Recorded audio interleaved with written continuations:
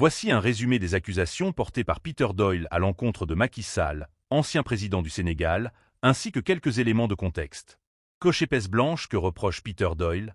Dans une tribune intitulée « La honte du Fonds monétaire international », le Sénégal, l'économiste américain, ex-cadre du FMI, accuse Macky Sall et son équipe d'avoir provoqué une véritable catastrophe économique et morale. Voici les points principaux.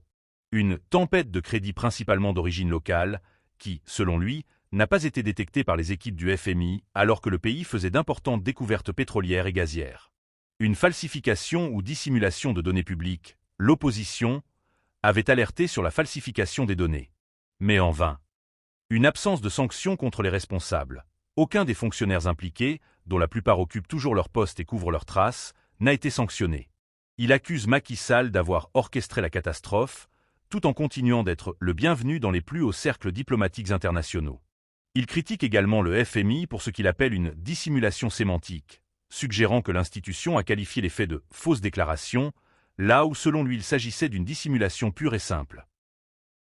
Aucun des fonctionnaires impliqués, dont la plupart occupent toujours leur poste et couvrent leurs traces, n'a été sanctionné.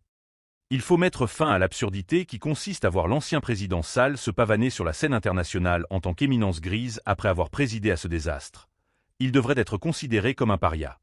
Le personnel du FMI est officiellement tenu de garantir la véracité des données, et non de se cacher derrière les assurances d'autrui.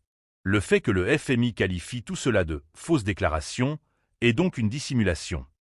En résumé, Doyle accuse l'ancien gouvernement sénégalais, sous Macky Sall, d'avoir contracté des emprunts très supérieurs à ce qui avait été déclaré à l'institution.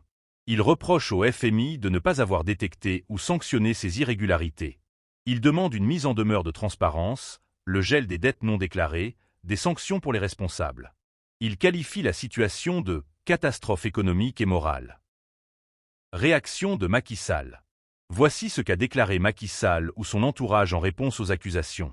Dans l'article « Dette cachée », le message en 3 mots de Macky Sall, il est indiqué que Macky Sall a saisi le ministère des Finances et la Cour des comptes pour obtenir tous les documents et données brutes relatifs à la dette présumée.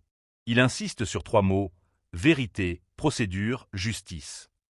L'avocat de Macky Sall, Pierre-Olivier Sur, dénonce une manipulation politique et annonce des actions judiciaires pour obtenir les pièces et remettre le débat sur le terrain technique du droit et non de la politique.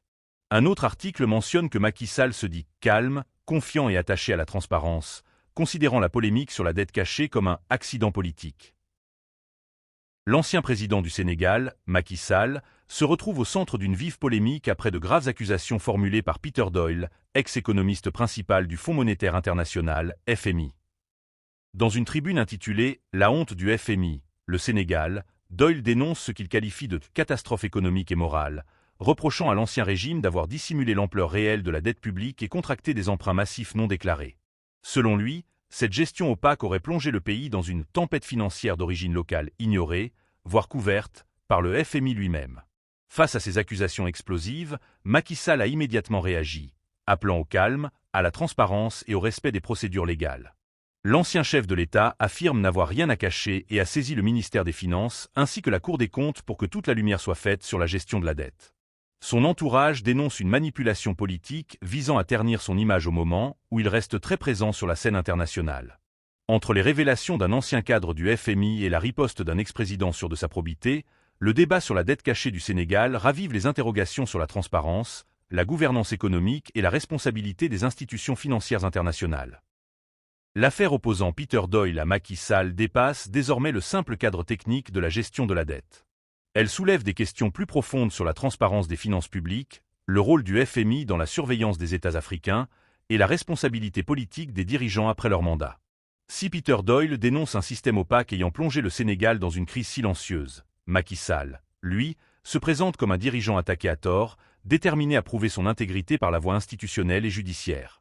Entre ces deux récits, l'opinion publique attend des preuves concrètes, des enquêtes indépendantes et surtout la vérité sur l'état réel des finances du pays. Qu'il s'agisse d'un règlement de compte politique ou d'une révélation majeure sur la gouvernance sénégalaise, cette affaire marque un tournant. Elle oblige les institutions, nationales comme internationales, à rendre des comptes et rappelle que la confiance d'un peuple se gagne autant par les chiffres justes que par la droiture morale.